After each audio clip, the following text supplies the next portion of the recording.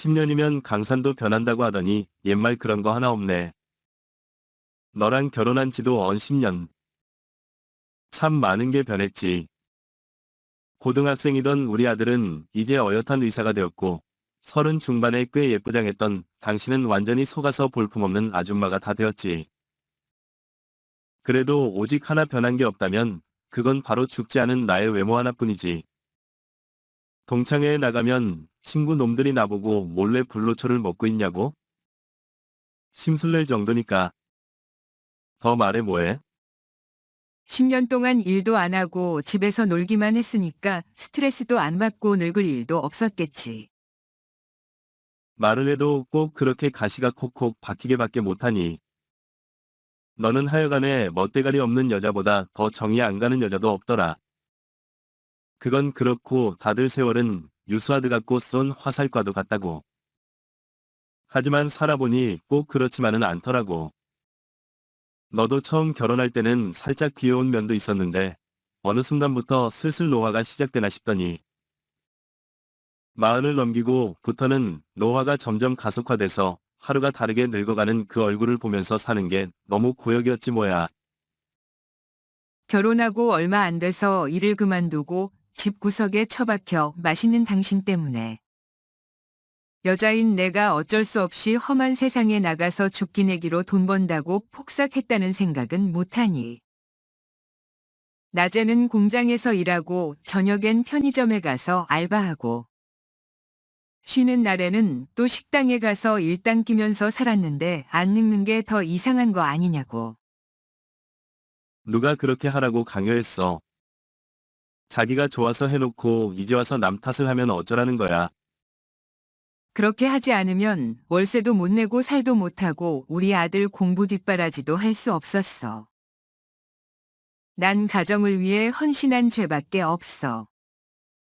자기가 하고 싶어서 해놓고 헌신이라는 단어로 미화하는 거 봐. 그렇게 생색내고 요새 떨고 싶으면 처음부터 그 모든 걸 하지 말지 그랬어. 아니, 그냥 애 달린 나랑 결혼하지 말았으면 좋았잖아. 그리고 우리 아들 조한의 걔가 어떻게 아들이니? 지가 낳지도 않은 주제에 아들이라는 소리가 어쩜 그렇게 입에서 술술 나올 수 있어? 내가 남친 않았어도 10년을 내 아들로 생각하고 키웠으니까. 내 아들 아니니? 첫 남편과의 사이에 자식이 없었기에 엄마가 되고 싶은 마음이 컸고. 그래서 너한테 아들이 있단 말을 듣고도 결혼을 하기로 한 거야. 검은 머리 짐승은 거두는 게 아니라고. 주변에서 다들 뜯어말렸지만 난 내 선택을 굽히고 싶지 않았어. 고등학생이라 계모임 날 많이 거부할 줄 알았는데 처음 만났을 때부터 나를 엄마라고 따라주는 그 아이를 보면서 그 아이의 진짜 엄마가 되고 싶다는 욕심이 생겼어. 그래, 그래. 밖에 나가서는 그렇게 고상하게 말해. 그럼 다들 훌륭한 게 뭐. 칭찬할 거야. 하지만 내 앞에서는 그런 가증떨 필요 없어. 10년 동안 날 떠나지 않고 나랑 우리 아들을 위해서 돈 벌어오고 집안일하고 노예처럼 산 건 다. 잘생긴 내 얼굴을 안 보고 살 수 없어서 내 곁에 남기 위해 최선을 다한 거란 걸 내가 누구보다 잘 알고 있으니까 말이야. 뭐라고? 밖에서 아무리 힘들게 일하고 와도 내 얼굴만 보면 모든 스트레스와 피곤이 싹 다 날아가니까 나랑 산 거 맞잖아. 우리가 하루 이틀 같이 산 것도 아니고 그냥 인정할 건 인정하면서 살자. 말도 안 되는 소리 하지 마. 자기 얼굴에 그토록 자신이 있는 건 자유지만 그래봤자 나보다 5살이나 많은 신사, 중년의 얼굴일 뿐이야. 그 얼굴이 좋아서 지금까지 악쓰고 살았다는 착각하면 곤란해. 내가 전곡을 찌르는까. 괜히 민망해서 아니라고 변명하는 거 다 알아. 지나가는 사람 붙잡고 물어봐. 나의 남성적인 매력에 완전히 반하지 않고서야 10년 동안 나랑 우리 아들을 위해 그 정도까지 할 수 있겠냐고. 너가 알고, 내가 알고, 하늘이 알고, 땅이 아는 사실이니까 서로 속이지 말자. 그런데 말이야. 미안하지만 이제 더는 너한테 잘생긴 이내 얼굴을 보여줄 수 없게 됐어. 뭔 개소리야? 내 아들이 오랜 세월의 분투를 거쳐 드디어 의사가 됐잖아. 따라서 중졸인 당신은 이제 우리 부자한테 어울리지 않는 여자니까 우리 인생에서 빠져주라. 그 말이야. 더 정확히 말하면 확 늙어버린 너랑 같이 사는 거 질렸으니까. 남은 인생은 젊은 여자랑 같이 살기로 했잖아. 내가 중졸이면 의사 아들이랑 어울리지 않는다고. 가정 형편이 안 좋아서 중학교밖에 못 나온 게 내 잘못이야. 어린 나이에 학교를 나와서 지금까지 열심히 가장 노릇하면서 살아왔는데. 칭송은 받지 못할 망정 왜 10년 동안 백수인 너한테 디스 당해야 한다는 거야? 우리 아들은 의사인데 엄마가 중졸이라고 해봐. 나중에 같은 병원 동료들이 알면 얼마나 창피하고 또 결혼하게 되면 사돈대 앞에서 얼마나 기가 죽겠냐고. 늙고 못 배운 당신보다는 젊고 이쁜 엄마가 상견례 자리에 가 앉아 있어야 우리 아들 얼굴도 서는 거라는 걸 왜 몰라. 젊고 이쁜 여자라면 대체 몇 살을 얘기하는 거야? 설마 벌써 여자가 생긴 거야? 아직 생기진 않았지만 요즘 열심히 소개팅 다니고 있어. 우리 아들이 의사 됐으니까 30살 미만의 미모의 여자를 소개해달라고 여기저기에 전화를 돌렸으니까고. 좋은 소식이 오겠다. 아들이랑 별로 차이가 없는 여자를 엄마라고 소개하고 상견례 자리에 참석하게 하겠다고.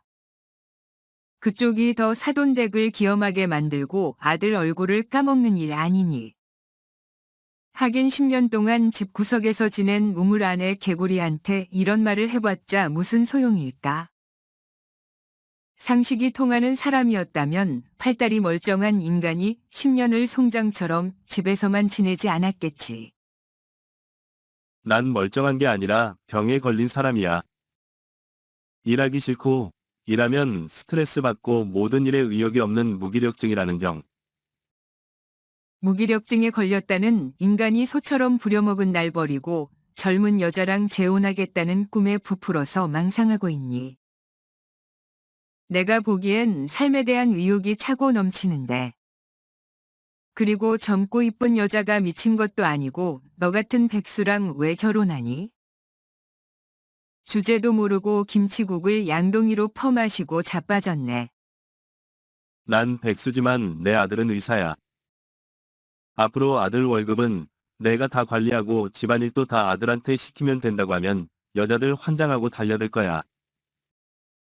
아들이 퍽이나 그딴 개소리를 들어주겠다. 내가 집이고 지간의 아들인데 안 들어주면 어쩔 거야?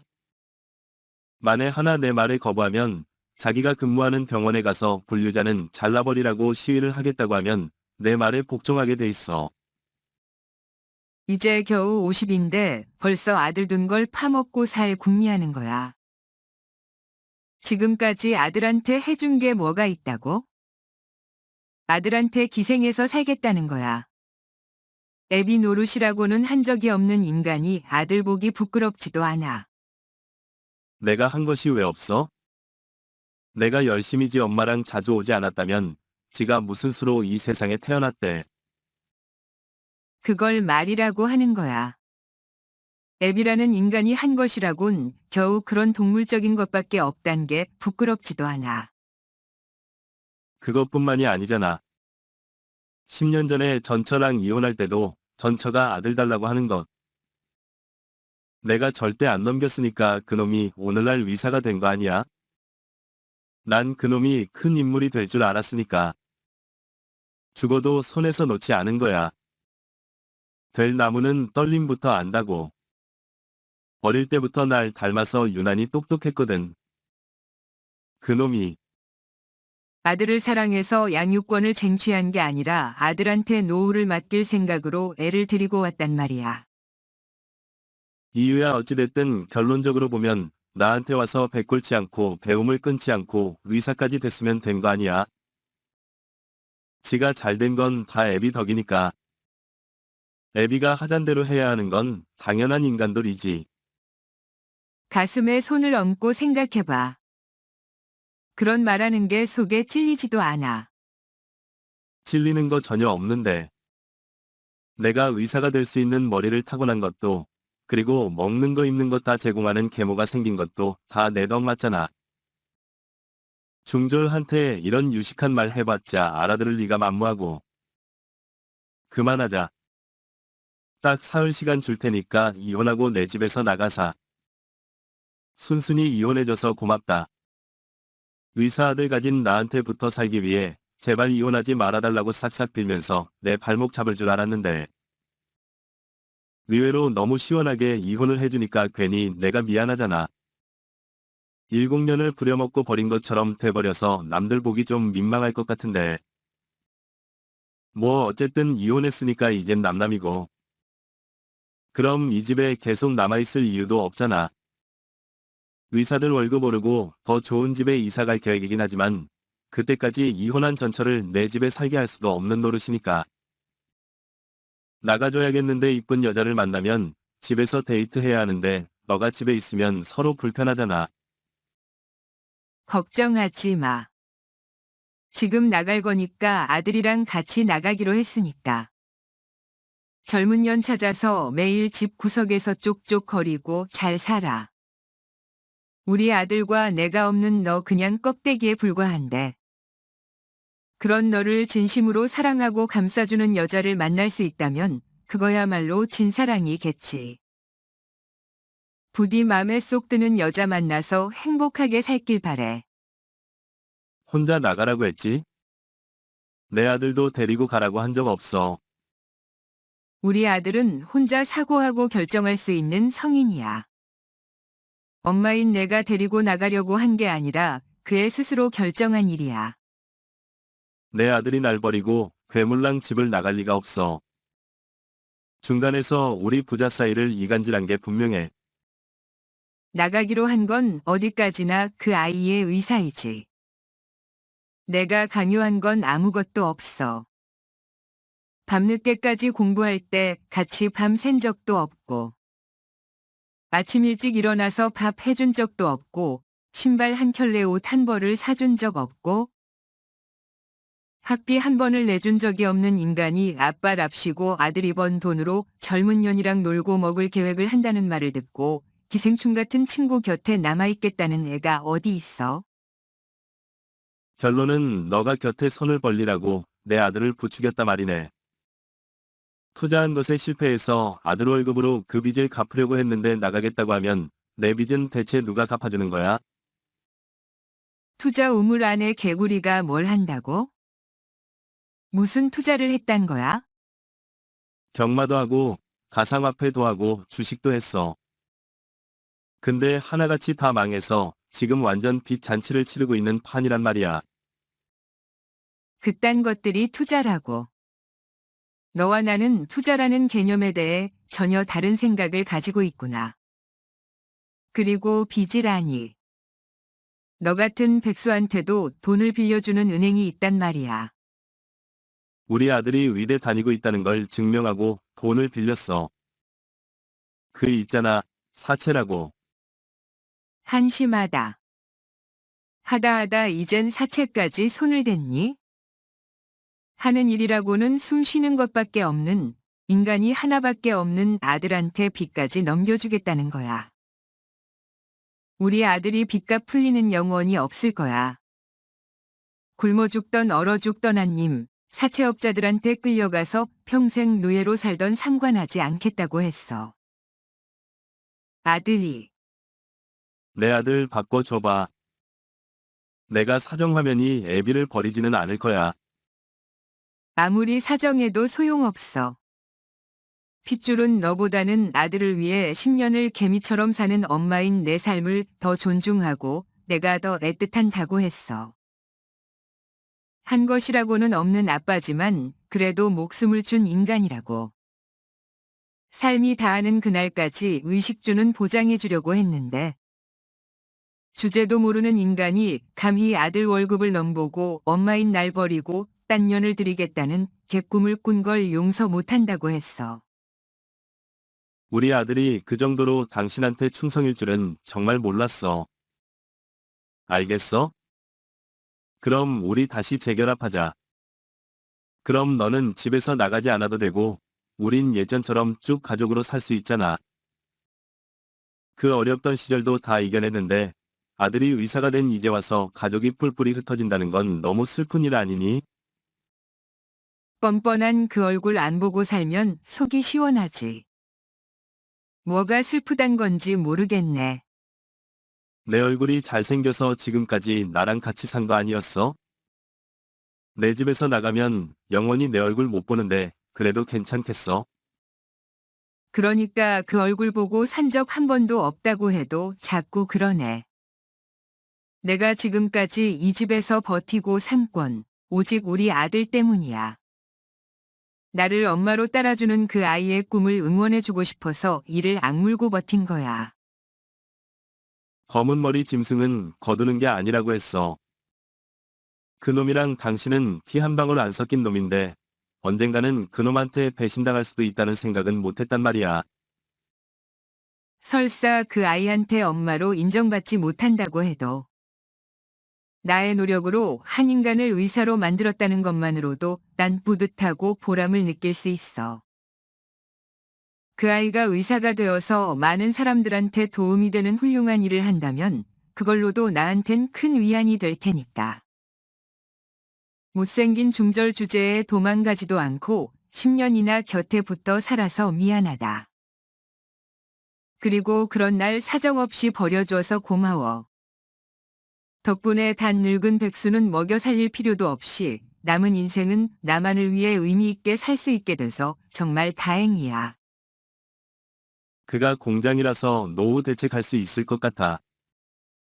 언젠가는 아프고 늙고 힘이 빠질 텐데, 그때 가서 남편 없이 혼자 살 수 있을 것 같아. 그런 거라면 걱정하지 마. 우리 아들이 내 노후만은 확실하게 책임 더 준다고 약속했어. 물론 난 그 아이한테 그 어떤 부담도 주고 싶지 않지만 그 말을 들은 것만으로도 청심환을 먹은 것처럼 든든해. 이게 말이나 되는 일이야. 애비인 나는 버림을 받고 계모인 너가 대우를 받는다는 게 있을 수 있는 일이냐고. 그러게 왜 그렇게 살았어? 뭐라고? 큰 사업을 해서 부자가 되지는 못해도 여느 평범한 가장들처럼 평범하게 살았다면 아들한테 버림받을 일도 없었잖아. 평범하게 일하고 가족끼리 화목하게 지냈으면 너도 아들한테 존경받는 아빠가 됐을 것을. 일을 이렇게 만든 건 그 누구도 아닌 너 자신이라는 생각은 안 들어. 그러니까 후회하고 반성한다고 했잖아. 하나님도 반성하면 다 용서해준다고 하는데, 뭔데 용서 못하겠단 거야? 난 신이 아니니까 용서하지 못한다는 거야. 뭐라고? 지금 당장 아들이랑 짐 싸서 나갈게. 나랑 결혼해줘서 고맙고 또 이혼해줘서 고마워. 덕분에 훌륭한 아들을 얻게 됐어. 그 후 저와 아들은 전 남편의 연락처를 차단했습니다. 저희한테 차단당하고 연락할 길이 없자 전 남편이 아들이 근무하는 병원에 가서 돈 내놓으라고 행패를 부렸지만 병원 보안원에 의해 끌려나가고 말았다고 들었어요. 그리고 얼마 지나지 않아 사채 빚을 갚지 못해서 원양어선을 타게 됐다는 소문도 들려왔어요. 평생 일이라면 끔찍하게 싫어하던 인간이 고깃배에 올라서 하루 종일 멀미하고 토하면서 죽도록 고기를 잡아봐야 자기가 얼마나 어리석은 짓을 한 바보 멍청이란 걸 알게 되겠지요. 시청해주셔서 감사합니다. 좋아요와 구독 눌러주시면 더욱더 재밌는 영상으로 만나 뵙겠습니다.